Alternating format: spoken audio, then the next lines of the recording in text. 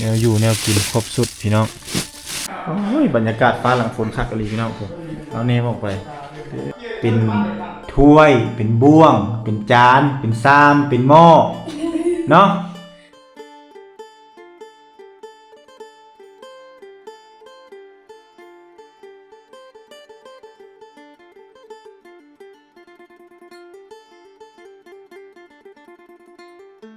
การทักทายสบายดีบรรยากาศยามแรงท่านผู้ชมตอน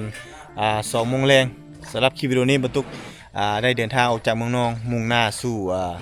บ้านสามสาวก็คือบ้านตุ้มลีเพื่อเดินทางมาตามติดเบิ้งอัปเดตเนาะการเฮ็ดบ้านของทีมงานสร้างอุ้มแต่อุปสรรคก็คือนี่แหละฟ้าฝนมาพี่น้องมื้อนี้บรรทุกได้เดินทางไปซื้อน้ำเนาะเพราะว่าน้ำกินเฮาก็หมดเข้าเฮาก็หมดเนาะเข้านี่ก็แม่นเข้าสอบที่4แล้วบ่พี่น้องแล้วก็มีซื้อปลาดุกมาอีก4 โลแล้วก็ผักมี4 โซหลายอย่างเนาะเพราะว่าทีมงานสร้างเฮานี่ต้องได้ใส่เหือแห้งหลายเนาะนี่ไปซื้อน้ำซื้อหยังมาน้ำนี่6 ตุกพี่น้องเนาะเพราะว่าใกล้จะสำเร็จโครงการแล้วก็ไปซื้อน้ำมาน้ำนี่บ่ลงกันได้เด้ออันนี้น้ำอ้ายตัวนี้ตั้งในแหละแล้วก็ข้าวพี่น้องเนี่ยแล้วก็ซื้อนมไม้ซื้อหยังโอ้หลายอย่างอันนี้อันนี้ของฝากตัวนี่บ่แม่นของฝากของซื้อนี่แหละเนี่ยตัวมักของปะโลอันเราเทมให้นี่เป็นห่อเราให้ห่อ 10,000เราเอานำแต่ 50,000น่ะของอาหารแซ่บของแซ่บนั่นน่ะแซ่บของนัวอันนี้ข้าวสารนี่เอาลงเอาสอบ1เลยข้าวสารนี่ไงนี่สอบที่4เลยพี่น้องมาคนเครื่องมาเลย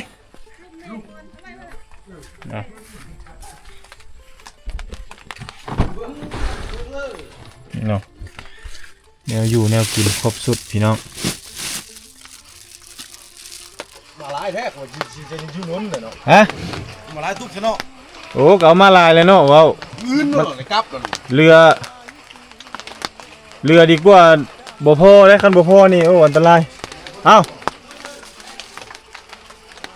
มาคนเครื่องเร็วๆนี่พี่น้อง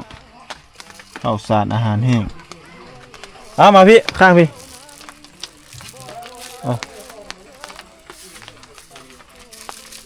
เอาเข้าไปเอาเนี่ยเห็นไหมเอาลงมามันนั่นแหละธิดามาพี่ธิดาเอาน้ำให้ผู้ชายเอาพังหอมกัน100ไม่ยังนี่นะเห็นบ่100กันนะเดี๋ยวลงไป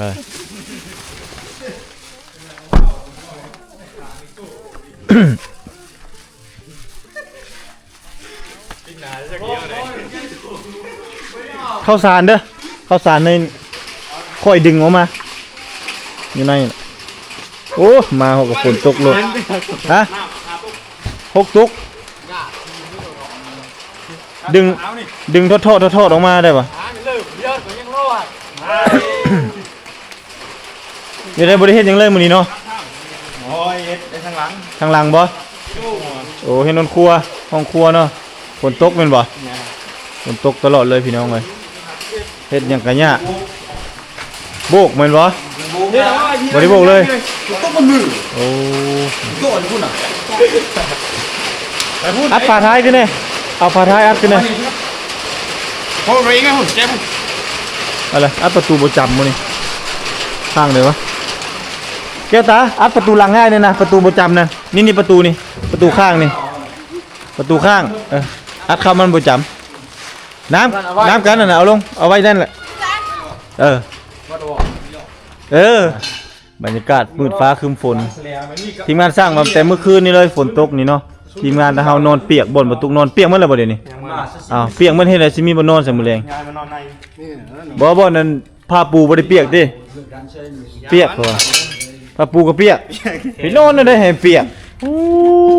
นอนนี่ก็เนาะบ่ย้อยใส่หัวนั้นมันปอกไหนเมื่อคืนแทนที่สิย้ายแต่คืนนี่พุ่นเทินนะเจ๋งเนาะโหดเลยเนาะนี่พี่น้องถือว่าทีมงานสร้างเฮามื้อนี้พักผ่อนเนื่องจากว่าหมดเวียกเฮ็ด ถ้าโบกทางในแล้วยังแต่ทางนอกฝนตกเฮ็ดหยังบ่ได้พี่น้องอันนี้ก็เรียบร้อยแล้วเนาะตัวโจทย์นี่โจทย์แล้วละการขโมยนี่ แม่มือนะ แล้วมันแล้วเนาะอ้าวสามสาวนี่มาแต่เช้าบ่ฮะ นี่ เอาก็มาบางนึงนี่บ่ 2 เลย ไปให้บ่เช้านี่ไปไส ฝนตก ฝนตก อยู่เพื่อนนะ อ แม่ ยู่เฮือนนอนนำแม่ แม่เมื่อแล้ว เมื่อละเอาคือเมื่อไวแท้ เห็นฝนตก มื้อหน้าจังมาสิบ่ ไปได้ถึงเลย โอ้มื้อหน้าจังมา มาอีก แล้วพามื้อเวียกสิบ่เอ้ามื้อนี้มีเมนูมาเฮ็ดสู่กินนี่มื้อนี้เนาะจะน้อยเฮาพากันไปเฮ็ดปอกหน่อไม้ล้างสิแกงหน่อไม้ไอ้ซื้อเฮ็ดเข็มมาซื้อปลาดุกมาแกงปลาบ่แม่นแกงเฮ็ดใส่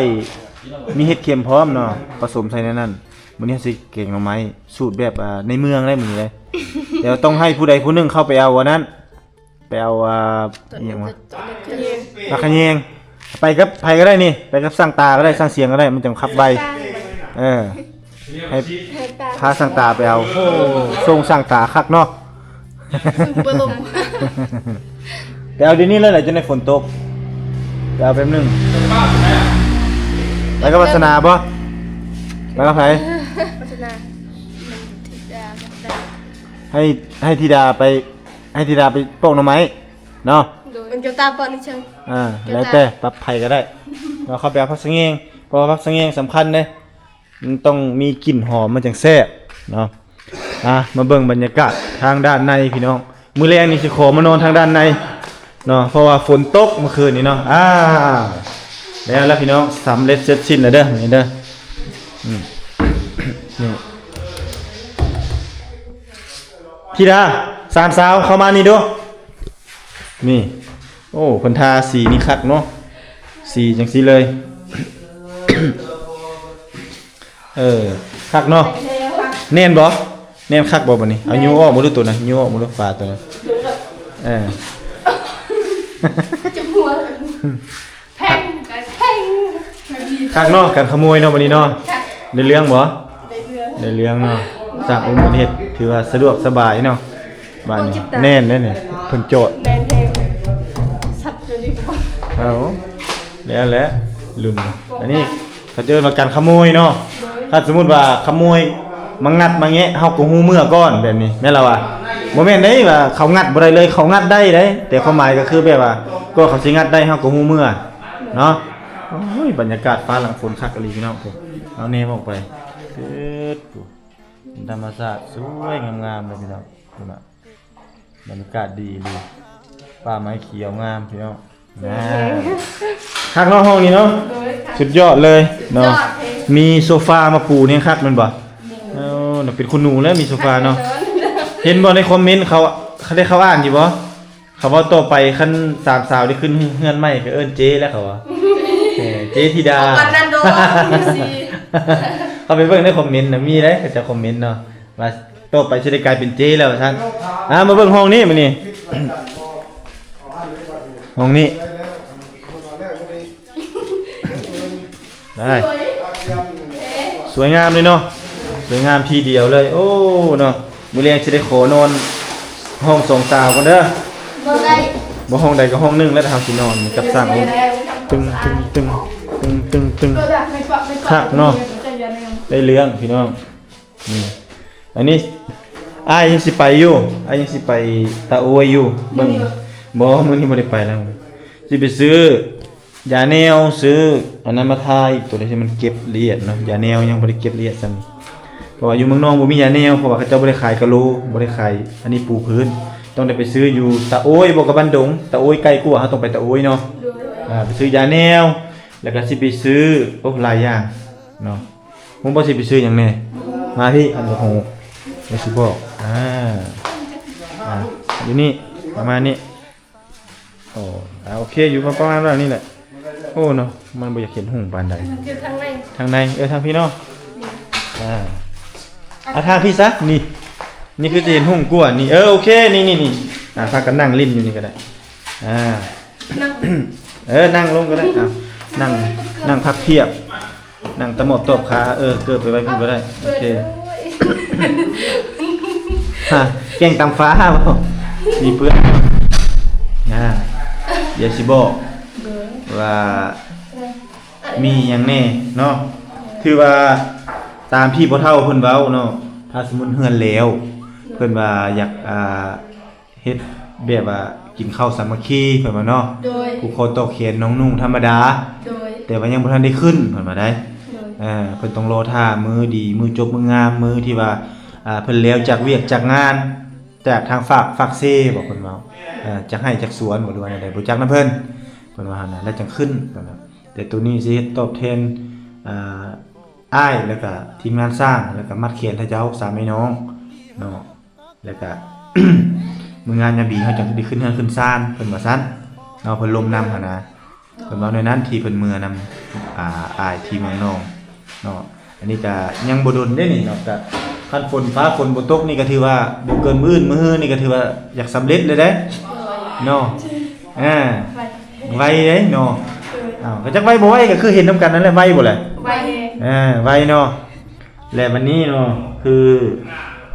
หลวงตาจิ๋วเนาะเพิ่นก็เมตตาเนาะเมตตาให้ทั้ง3สาวเนาะถ้าสมมุติว่า3สาวขึ้นเฮือนมื้อใดหรือว่ามาอยู่เฮือนขึ้นบ้านมื้อใดเนาะเพิ่นอยากให้บ่ตุกนี่เนาะไปซื้อเครื่องอยู่ตะโอ้ยเนาะแต่มื้อไปอ้ายสิเอาจุเจ้าไปนำเนาะไปบ่ ไป คันจุเจ้าบ่ไปย่านเลือกบ่ถูกใจฮู้บ่หลวงตาสิซื้อหยังให้ บ่ฮู้ บ่ฮู้ โดย นั่นแหละอันนั้นแหละเพิ่นสิซื้อให้ ดีใจบ่ ดีใจ ดีใจยังไงบ่อันนั้นสิซื้อ เขาสนิทกันดีใจ สิ่งที่เพิ่นสิซื้อให้เนาะสิ่งที่เพิ่นสิซื้อให้ถ้าเจ้ามีเฮือนแล้วแม่นบ่ โดย เพิ่นว่าสิซื้อเครื่องเฮือนตัวอย่างว่าเป็นถ้วยเป็นบ่วงเป็นจานเป็นชามเป็นหม้อเนาะเพิ่นมาเครื่องเฮือนแม่นบ่ โดย ครบเลย คือครบเลย เครื่องครัวครบมันเลยครบเซ็ตเนาะเป็นถ้วยเป็นบ่วงจานชามเนาะให้ครบมันเลยเครื่องครัวหม้อกระทะมันต่างๆเอาหมดไม่หมดอันนั้นอันที่1อันที่2เนาะถ้าเจ้าคือสิบ่มักปานใดตัวนี้เนาะ อย่างนี้จะติดแล้วมันก็ฉะนั้น เพิ่นว่าให้ซื้อ ฉะนั้น ว่าเพิ่นให้ซื้อหยังฮะ บ่ฮู้คือคนตาบอดแบบนี้เลยคิด สิ่ ยัง ง ที่ บ่ เพิ่นให้ซื้อตัวที่2เนาะ ซื้อยัง ก็คือเพิ่นให้ซื้อหยังเนาะเลยเนาะ เคยสิเดา ซื้อหยัง เอาเดา ดาวเบิ่งเอาให้ดาวเอา แม่นเอาทีละคน เอาให้ดาวจะว่าหยังทีละคนที่เดายันเดาบ่ถูก ก็ดาวลงเบิ่งเอาต้องดาวเบิ่งเอาให้ดาวให้ลุ้นไปนำกันนะเพิ่นสิซื้อหยังให้เอา เดาบ่ถูกฉะนั้น บ่แล้วตอบไปทีละคนน่ะผู้นี้ว่าอันนี้ผู้นั้นว่าอันนั้นเอาว่ามา อายเขายัน บ่ถูกก็บ่เป็นหยังเนาะสิเป็นหยังแม่นบ่ความหมายคือแนวเฮาอยากได้เนาะแนวเจ้าอยากได้เอายกตัวอย่างมีหมดแล้วเครื่องเฮือนเจ้าอยากได้หยังอีกบัดนี้ อ้าวเตียง ฮะอยากได้เตียงเตียงนอนอ้าวเจ้าดิอยากได้หยัง กัน ฮะ กระดาษนี่นอนอันนี้เลยกระดาษ จะได้นอนในนี้บ่ บ่นอนอีใส่เลยนอนแบบนี้ก็ได้ เจ้าดิ คิดว่าตู้เย็น เอาอันนี้ว่าตู้เย็นน่ะ คิดแบบผ้าห่มเตียง ผ้าห่ม โดย จะคิดว่าผ้าห่มเนาะ โดย โอเคพี่น้องเนาะเอา บ่ถึงแต่ว่า อันนี้ว่าเตียงเนาะอันนี้ว่าตู้เย็นเนาะอันนี้ว่าผ้าห่ม เอายังไม่ใครเจอแล้ว ทางเตียงครับผ้าห่มเนาะเพิ่นให้ซื้ออันนั้นให้เนาะ จบ เพิ่นให้ซื้อตัวดินหมดเนาะหลังจากได้เฮือนแล้วเพิ่นให้ซื้อ ใช่สิ มันนองโพดก็เลยเว้าดังบ่ค่อยได้นะเดี๋ยวอัดก่อนสิ่งที่เพิ่นจะให้ซื้อเนาะ ก็คือทำอิฐเลย คือน้ำยาถูพื้นแล้วก็ถูพื้นนี่เนาะอนามัยนี่ก่อนยังแล้วมันนี่นี่แหละให้มันงามๆก่อนเนาะ อยากให้สะอาด ซื้อน้ำยาถูพื้นอนามัยก่อนแม่นล่ะว่าจังเฮ็ดอย่างอื่นได้แม่นล่ะว่าแต่ถ้าจะอยู่เลยบ่นี่แน่ต้องได้ถูให้มันหอมให้มันสะอาด สบายตาเบิ่งเลยจัง แนวมันเลยเว้าแล้วจังเพิ่นจังสิซื้อเตียงให้เพิ่นสิให้ซื้อเตียงธิดาถึกแล้ว แต่ว่าเตียงนี่อ้ายสิเอาจังซี่ซะเพราะว่าเตียงนี่รถอ้ายมันบ่สุดเนาะเพิ่นได้ซื้ออยู่3เตียงหมดว่าความหมายคำว่าเตียงนี่ก็น่าสิแม่นเป็นโซฟานอนเนาะเป็นโซฟาน่ะ บ้าน เด้ คอยสนุก สโน บ่ซื้อให้แม่ได้สโนบ่สิเอาเจ้าไปเลือกเนาะเอาเพิ่นว่าให้ซื้อ3อันมันสิสุดกันบ่แหละเนาะซื้อ3อันมีแต่น่าจะสุดอยู่เนาะคันบ่สุดดอกเนาะบ่สุดดอกเนาะตัวนึงมันอยากเต็มนะมีแต่2อันไว้ในห้องอีกอันนึงไว้อยู่นอกเวลานอนบ่แม่นมีแค่ถ้าเจ้าเขาแหละนอนเบิ่งโทรทัศน์ขายเครื่องเด้แม่นว่าอย่างนั้นเนาะแล้วอาจสิซื้อให้3อันบ่คันเฮาเป็นเตียงนี่มันก็สิยากเพราะว่าเจ้านายนอนตกเตียงนี่เนาะซื้อเอาเป็นโซฟาเลยเนาะพอดีเนาะบ่ไอ้นอนก็จังซื้อเป็นเตียงอ้ายก็ยังจะเอาเตียงออกแล้วนี่เพราะว่าเตียงมันสูงแล้วลูกอ้ายมันนอนแล้วลูกอยากกิ้งตกเตียงตก2เทื่อแล้วนี่ตาเนาะมันสูงโพดก็เลยนี่คันสมมุติเฮาเอาเขาเอิ้นว่าอีหยังวะเสื่อนอนเนาะแม่นเขาเอิ้นว่าโซฟาคำว่าโซฟานี่แม่นพอดีเลยนี่มันขึ้นสูงฮอดพี่เลยแหละขอบเตียงพี่เลยแหละขอบอันนี้ขอบสีแดงสูงเด้นุ่มๆเนาะนอนสบายเลยเจ้าบ่ คิดกันจะนี่เหมือนกัน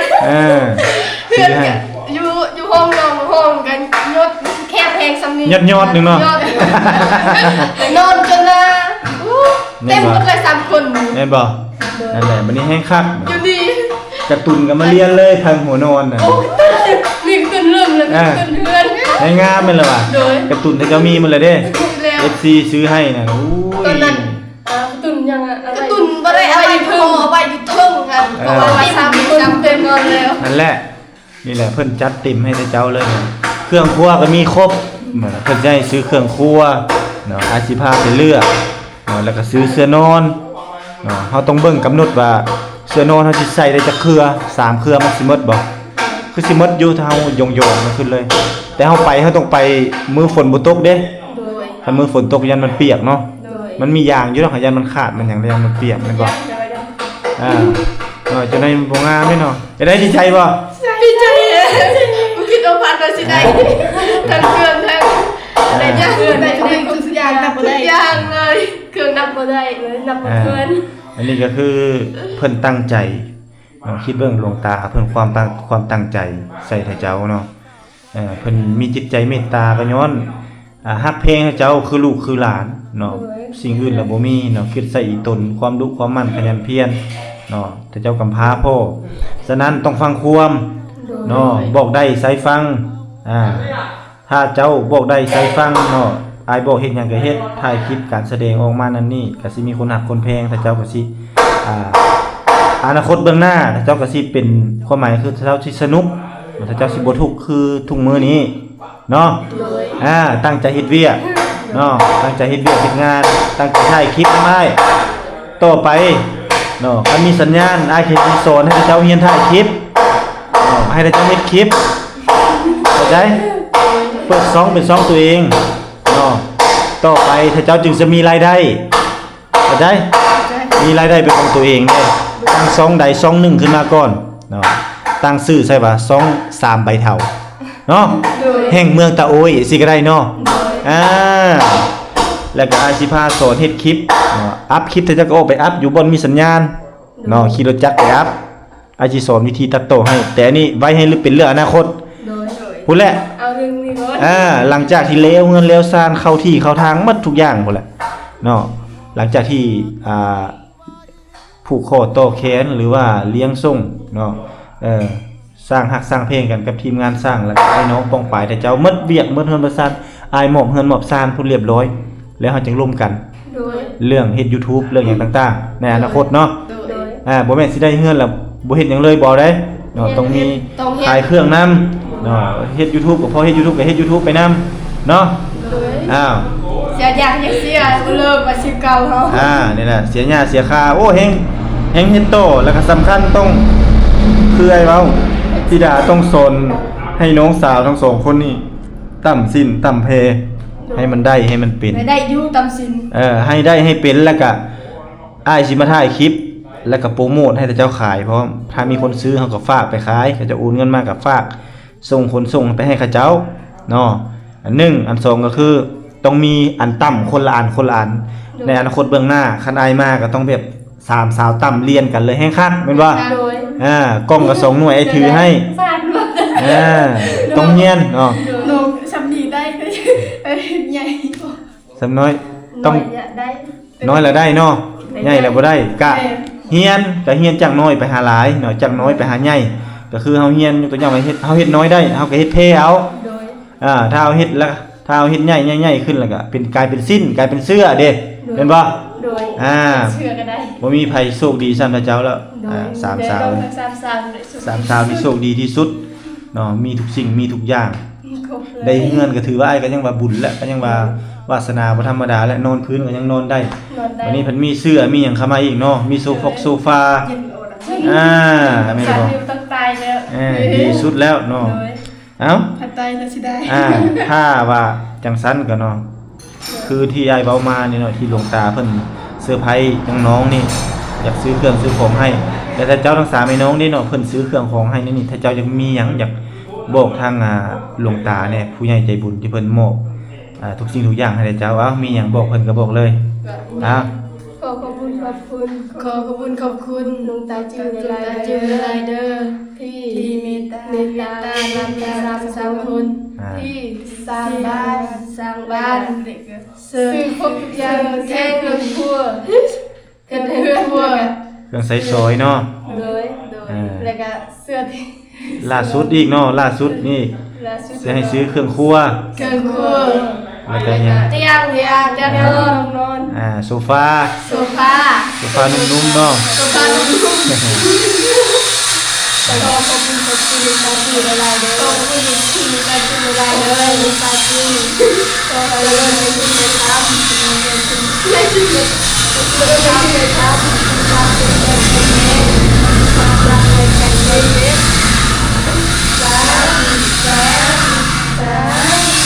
โอเคพี่น้องเนาะถือว่าน้องๆทั้ง3คนก็เก่งขึ้นหลายได้เนาะคำว่าเนาะให้การบ้านให้ไปซ้อมมาเก่งขึ้นหลายโอเคพี่น้องสำหรับคลิปนี้ก็บ่มีหยังหลายเราบรรทุกกระเชยพา3สาวคนนี้ไปแต่งอยู่ครัวกินเนาะหรือว่าไปโกงหน่อไม้ต้มหน่อไม้ท่านึ่งข้าวเป่าไฟท่าทีมงานสร้างเนาะอยู่ทางด้านนอกสำหรับคลิปนี้วิดีโอนี้ขอจบคลิปไปเพียงเท่านี้ท่านผู้ชมพบกันใหม่คลิปหน้าสบายดี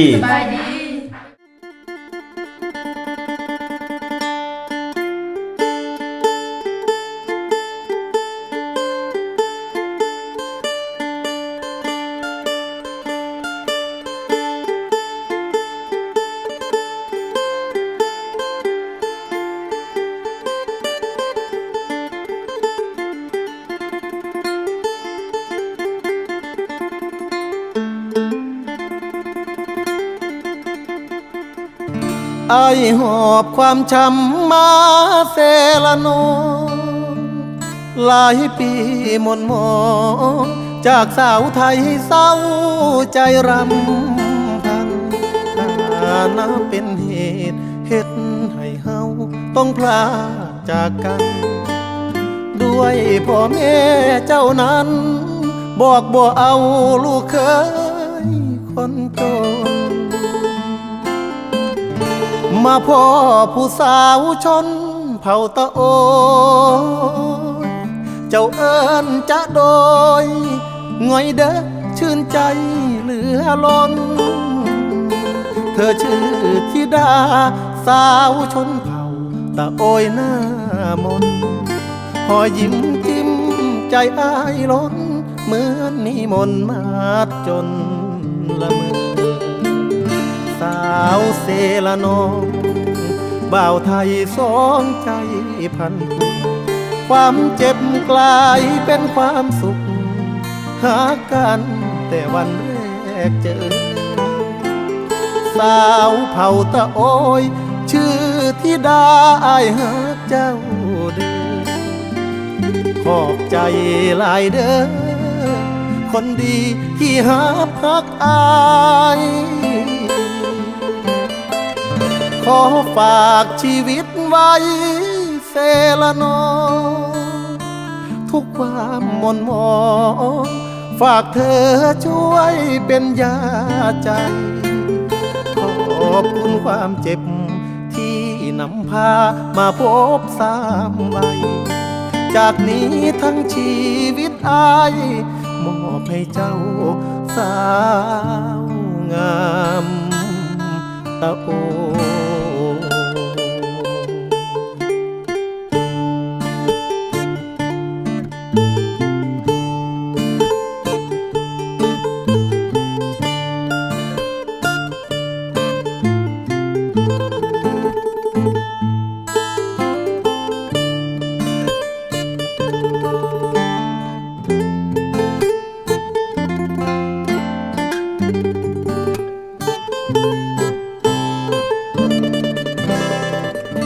สาวเซละนอง